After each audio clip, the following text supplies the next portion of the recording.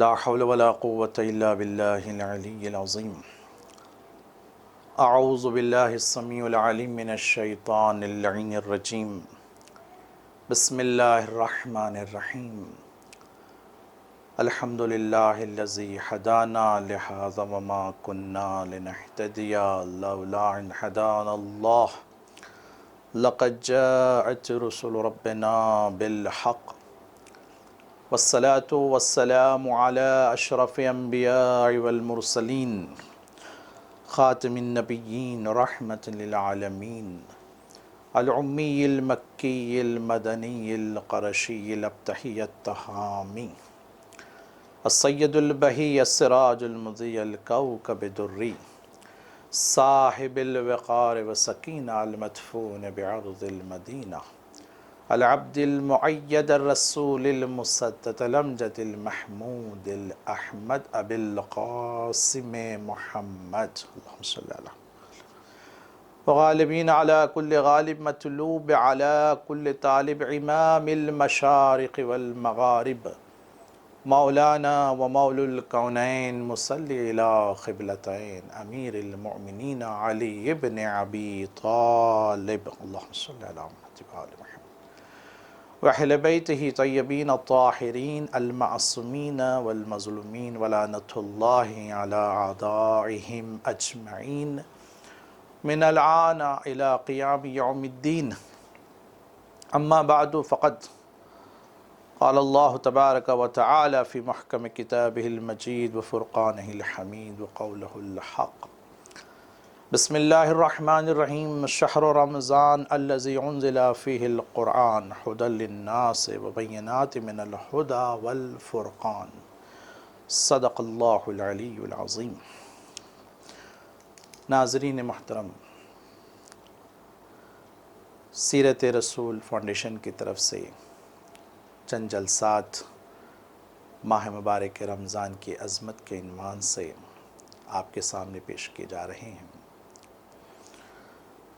واقعاً قابل ستائش ہے ایسی کمیٹی یا ایسی فاؤنڈیشنز جو نوجوانوں کے لیے کام کر رہی ہے اور اپنا پیغام، دینی پیغام ملت اور قوم کو بیان کیا جا رہا ہے تاکہ ان کو علمی استفادہ کیا جائے۔ اسی عنوان سے چونکہ ایام ماہ مبارک رمضان کے ہیں اور بالکل وداعی ایام ہیں، تو میں نے عنوان عظمت ماہ مبارک رمضان اور وداعی رمضان کے عنوان سے چند معروضات آپ کے سامنے پیش کرنے ہیں۔ سب سے پہلے تو ماہ مبارک رمضان، خود لفظ رمضان قرآن مجید میں اللہ تبارک و تعالیٰ نے بیان کیا ہے کہ شہر رمضان الذی انزل فیہ القرآن، ماہ رمضان جس میں نازل کیا گیا ہے قرآن کو۔ رمضان جو مشتق ہوا ہے رمز سے، جس کے معنی یہ ہے کہ سورج کی جو تپش ہے جو جلائی دی جاتی ہے، یعنی اس ماہ میں گناہوں کو جلا دیا جاتا ہے۔ جس طریقے سے سورج کی تپش جلا دیتی ہے، اسی طریقے سے اس ماہ میں وہ بندگان جو گناہ گار ہے، اللہ اپنی رحمت اور عظمت کے سے ان گناہ گاروں کے گناہوں کو جلا دیتا ہے۔ اور یہ مہینہ ایسا مہینہ ہے کہ جس کی عظمت قرآن کی نزول کی وجہ سے ہوئی ہے۔ ماہ مبارک رمضان روزوں کے لیے سے عظمت نہیں پایا ہے، بلکہ نزول قرآن کی وجہ سے ماہ مبارک رمضان کی عظمت جو ہے دگنی ہو گئی ہے، چونکہ یہ وہ مہینہ ہے جس میں خالق اپنے مخلوق سے، یعنی معبود اپنے عبدوں سے رابطہ قائم کیا ہے، گفتگو کرنا چاہتا ہے۔ اللہ اپنے بندوں سے گفتگو کرنا چاہتا ہے۔ شاید یہی وجہ ہے کہ اللہ نے ماہ مبارک رمضان میں ہی وہ آسمانی کتابیں سب اسی ماہ میں نازل ہوئی ہے، چاہے وہ توریت ہو، چاہے وہ زبور ہو، چاہے وہ انجیل ہو، چاہے وہ قرآن ہو۔ اور قرآن کے لیے یہ اہتمام کیا خداوند عالم نے کہ اللہ رب العزت کا ارشاد ہے انا انزلناہ فی لیلۃ القدر، ہم نے اس قرآن کو لیلۃ القدر میں نازل کیا ہے۔ وما ادراک ما لیلۃ القدر، تم کیا جانتے ہو کہ لیلۃ القدر کیا ہے؟ تو عزیزو، یہ وہ ماہ ہیں جس میں قرآن کا نزول ہوا ہے، اور ساتھ ہی ساتھ آپ جیسے کہ روایتوں میں ہے کہ لِكُلِّ شَيْءٍ رَبِيعٌ ربیع القرآن شہر رمضان، ہر شے کے لیے ایک بہار ہوتی ہے، اور بہار قرآن کیا ہے؟ ماہ مبارک رمضان ہے۔ اس مہینے میں جو ہے زیادہ قرآن کی تلاوت کی جاتی ہے، جس طریقے سے ہم مومنین کے درمیان بہار اذاں ماہ محرم ہے، اسی طریقے سے قرآن مجید کی تلاوت ماہ رمضان میں کی جاتی ہے۔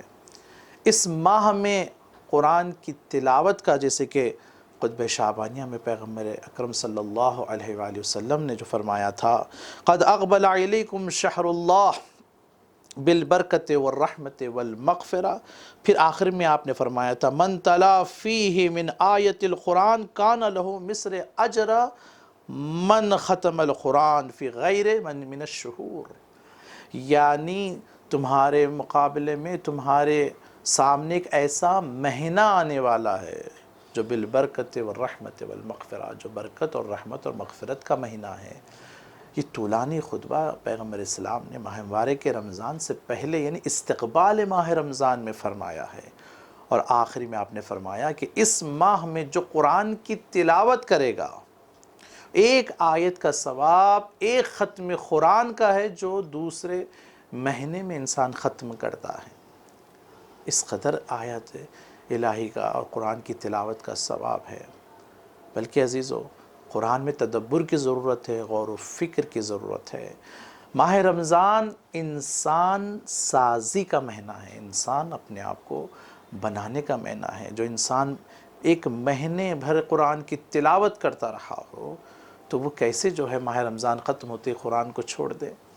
بلکہ روایت یہاں تک کہتی ہے نا، جو چیز 40 دن تک انجام دی جاتی ہے وہ جز ہے، جو ہے اس کا جز ہو جاتی ہے، اور وہ انسان اس کو پے در پہ انجام دیتا ہے۔ روایت بتاتی ہے کہ دن بھر میں 50 آیتوں کی تلاوت کی جائے۔ کیوں؟ اگر جو انسان قرآن کی تلاوت نہیں کرتا، گویا ایسا ہے جیسے قرآن کی جو تلاوت نہیں کرتے وہ غافلین میں سے شمار ہو جاتا ہے۔ تو اگر 50 آیت کی تلاوت نہ کی جائے تو ان کو شمار غافلین میں سے ہیں۔ بلکہ روایتیں یہ کہتی ہے کہ امیر المومنین علی ابن ابی طالب علیہ السلام کا ارشاد گرامی ہے، فرماتے ہیں کہ 3 مشکلات کا سامنا انسان کرتا ہے اگر جس گھر میں قرآن کی تلاوت نہیں ہوتی ہے، وہ گھر 3 مشکلات کا سامنا کرتا ہے۔ ایک، برکت ختم ہو جاتی ہے اس گھر سے، جو ہمیشہ مشکل در پہ ہوتی ہے، مشکل پر مشکل جو ہے اس گھر میں آنا شروع ہو جاتی ہے جس گھر میں قرآن کی تلاوت نہیں ہوتی۔ دوسرے، فرشتے اس گھر میں نہیں آتے، فرشتوں کا نزول بند ہو جاتا ہے، شیطان کا ورود جو ہے اس گھر میں آنا شروع ہو جاتا ہے۔ تیسرے یہ ہے کہ اس گھر میں نزاع اور جھگڑے شروع ہو جاتے ہیں، جدال، بحثم بحثی جو ہے، جدائی جو ہے اس میں آ جاتی ہے۔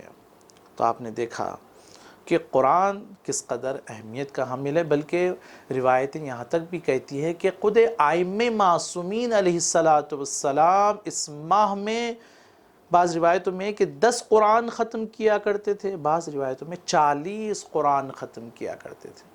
جہاں پر 10 کی روایت ہے اس میں یہ جو ہے استفادہ ہوتا ہے اس روایت سے کہ 3 دن میں ختم قرآن ہوتی تھی، اور جہاں 40 قرآن کا ہے تو آپ اندازہ لگائیے کہ دن بھر میں کس قدر وہ کثرت تلاوت کیا کرتے تھے۔ تو یہ روایتیں ہمارے پاس موجود ہے اس طریقے سے۔ اور اہم چیز جو اس ماہ مبارک کے رمضان سے ہم کو لیا گیا ہے، جو روایتیں وارد ہوئے ماہ مبارک رمضان کی عظمت میں، وہ ہے ان ابواب السماء تفتح فی اول لیلۃ من شہر رمضان، آسمان کے دروازے کھول دیے جاتے ہیں ماہ مبارک رمضان میں، تفتح کھول دیے جاتے ہیں اول اللیل سے۔ اور یہ بھی کہا گیا ہے نا کہ ماہ مبارک رمضان کی 30 دنوں کو دہ عشرے میں تقسیم کیا گیا ہے۔ پہلا جو ہے رحمت کا ہے، دوسرا مغفرت کا ہے، تیسرا جو ہے نجات از جہنم ہے، نجات از جہنم ہے۔ بلکہ ان آخری دن جو یہ ایام چل رہے ہیں، حضور اکرم صلی اللہ علیہ وآلہ وسلم یہ 10 راتوں کو اپنے بستر کو جم کر دیتے تھے، تھکے شبا جو اللہ کی راز و نیاز میں اور مناجات میں اور قرآن کی تلاوت میں گزارے۔ 1 سال ایسا آ گیا کہ جنگ بدر ماہ مبارک رمضان میں واقع ہوئی، تو پیغمبر نے سال دیگر جب آیا ہے ماہ مبارک رمضان، تو آپ نے 20 دن جو ہے نا اعتکاف کیا ہے، یعنی یہ 10 روز آپ مسلسل 10 دن جو ہے اعتکاف کیا کرتے تھے۔ ہم کو اس راتوں کی اہمیت کو جاننا چاہیے، اس کی برکتوں سے ہم کو آشنا ہونا چاہیے اور اللہ سے دعا مانگنی چاہیے، کیونکہ امیر المؤمنین علیہ السلام کا ارشاد گرامی ہے علیکم فی شہر رمضان بکثرت الاستغفار والدعا۔ علیکم یعنی گویا تم پر واجب ہے ماہ مبارک رمضان میں استغفار کرو اور کثرت سے دعا مانگو۔ البتہ میں نے ایک روایت دیکھی ہے کہ تلاوت قرآن سے افضل ترین شے دعا مانگنا ہے، دعا اللہ، کیونکہ ادعونی استجب لکم، خداوند عالم فرما رہا ہے تم دعا مانگو میں تمہاری دعاؤں کو مستجاب کرنے والا ہوں۔ گویا اب یہ ماہ درمیان میں ہے، دعاؤں کا مہینہ ہے، استغفار کا مہینہ ہے، زیادہ کثرت سے استغفار کیا جائے اور قرآن کی تلاوت کی جائے، سامعۃ قرآن، اور وہی انسان کامیاب ہے جو قرآن سامت کے ساتھ ساتھ قرآن ناطق کی بھی معرفت رکھے۔ بغیر خالی قرآن سامت کو لے لینا کافی نہیں ہے، ساتھ ساتھ قرآن ناطق کی بھی ضرورت ہے، اس کی بھی معرفت کی ضرورت ہے۔ اور اس واقعے کو ہم دیکھتے ہیں کہ جو امیر کائنات امیر المومنین علی بن ابی طالب علیہ السلام ایک مرتبہ کوفے کے گلیوں کے سے گزر رہے ہیں، جناب کمیل بھی ساتھ ہے، جناب کمیل ساتھ ہے، شب کی تاریکی ہے، ایسے میں جناب کمیل نے ایک گھر سے قرآن کی تلاوت کی آواز سنی اور بہت ہی پیارے انداز سے اور بہترین صوت اللحن کے تلاوت قرآن کی جا رہی تھی۔ قاری قرآن عذاب کی آیتوں پر رو رہا تھا، گریہ کر رہا تھا۔ ایسے میں جناب کمیل نے کہا کہ مولا آپ نے دیکھا کیا بہترین قاری ہے، کیا بہترین قاری اور کیا بہترین قرأت ہے، کیسا گریہ کر رہا ہے۔ تو ایک مرتبہ امام خاموش رہے، کچھ نہ کہا۔ چند عرصے بعد جب جنگ نہروان پیش آئی، 4000 خوارج کو امام نے واصل جہنم کیا، اور اس کے بعد جناب کمیل کا ہاتھ کو پکڑ کر ان لاشوں کے درمیان لائے خوارج کے، اور ایک لاشے کو ٹھوکر مار کر اسے پلٹایا اور کہا کمیل جانتے ہو یہ کس کا لاشا ہے؟ کہا نہیں مولا آپ بہتر جانتے ہیں۔ کہا کمیل یہ وہی شخص ہے جو اس رات قرآن کی تلاوت کر رہا تھا، صوت اللحن جس کی بہترین تھی۔ اے کمیل اسے قرآن صامت کی تو معرفت تھی لیکن قرآن ناطق کی معرفت نہیں تھی، یہ میری معرفت نہیں رکھتا تھا۔ تو عزیزو قرآن صامت کے ساتھ ساتھ قرآن ناطق کی بھی ضرورت ہے، اور آج قرآن یقیناً محجور ہو گیا ہے، چونکہ لوگوں نے اطرت کو محجور کر دیا، تو جہاں اطرت محجور ہو گئی، جہاں اطرت کو چھوڑ دیا گیا ویسے قرآن کو بھی چھوڑ دیا گیا۔ ہاں واقعہ مشہور ہے، ایک بہت بڑے عالم دین جب مدینہ منورہ میں داخل ہوئے حضور پاک صلی اللہ علیہ وسلم کی ذریعہ اقدس کے پاس، تو دیکھا کہ بہت سارے لوگ قرآن کی تلاوت میں مشغول ہے، ہر کوئی قرآن پڑھ رہا ہے، تلاوت کر رہا ہے۔ تو ایک مرتبہ انہوں نے قرآن کو لیا اور استخارہ کیا، جیسے ہی قرآن کو کھولا تو کیا نکلا؟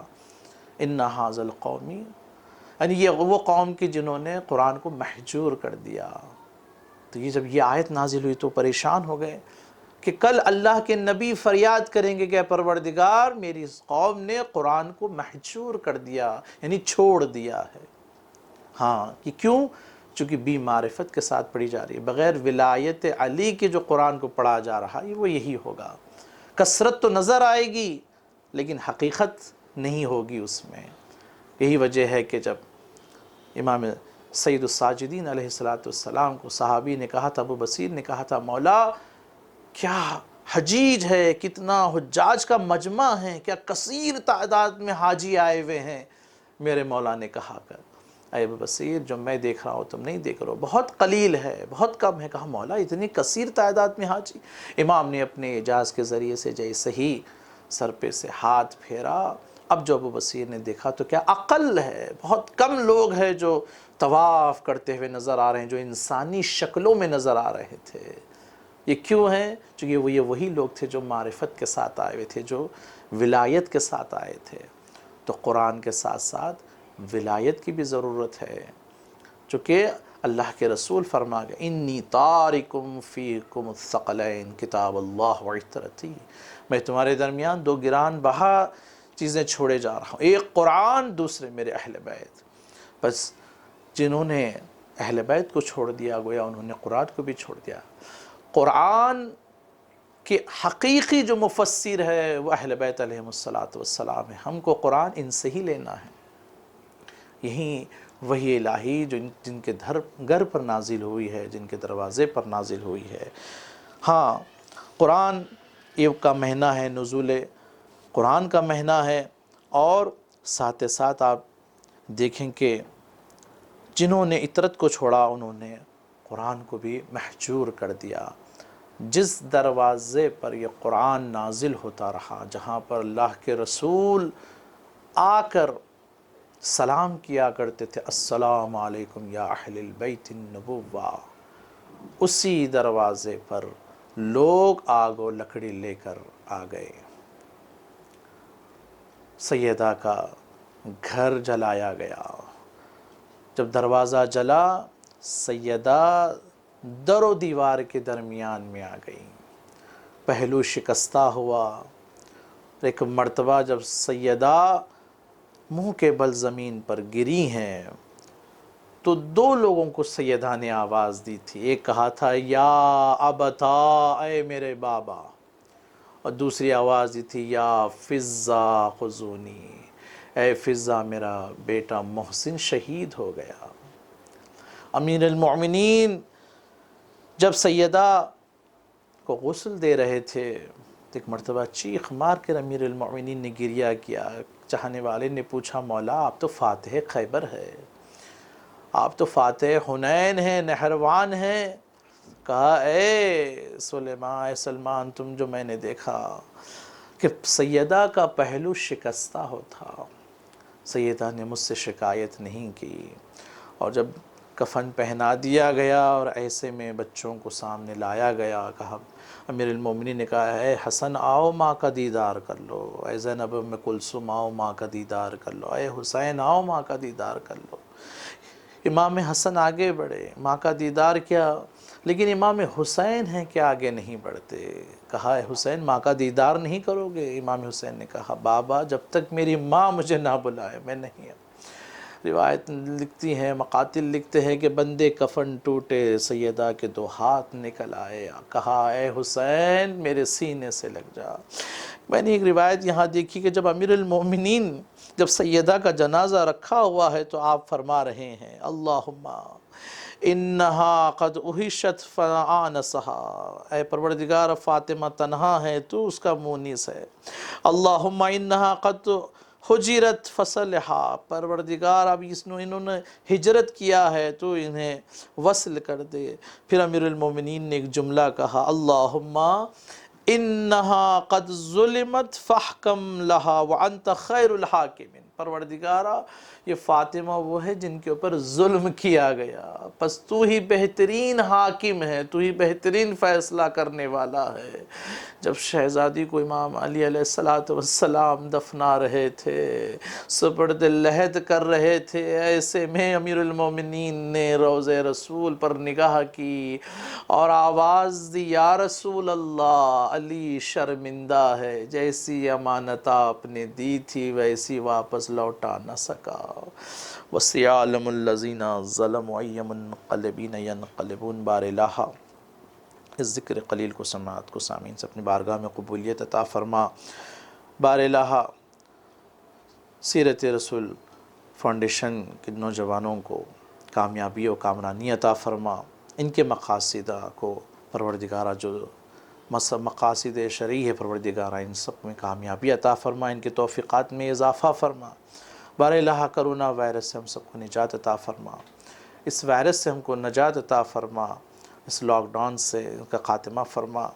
بار الہ جہاں جہاں مومن و مومنات ہیں ان کی جان مال عزت و آبرو کی حفاظت فرما، جو مقروض ہیں ان کی قرضے کی ادائیگی فرما۔ ماہ رمضان مبارک کے برکتوں اور رحمتوں سے ہمیں محروم نہ فرما، باران رحمت کا نزول فرما، مقامات مقدسہ کی حفاظت فرما، ہمارے مرحومین کی مغفرت فرما، جو اس سال جو مرحوم ہو چکے ہیں جوار رحمت و جوار معصومین میں ان کو جگہ عطا فرما۔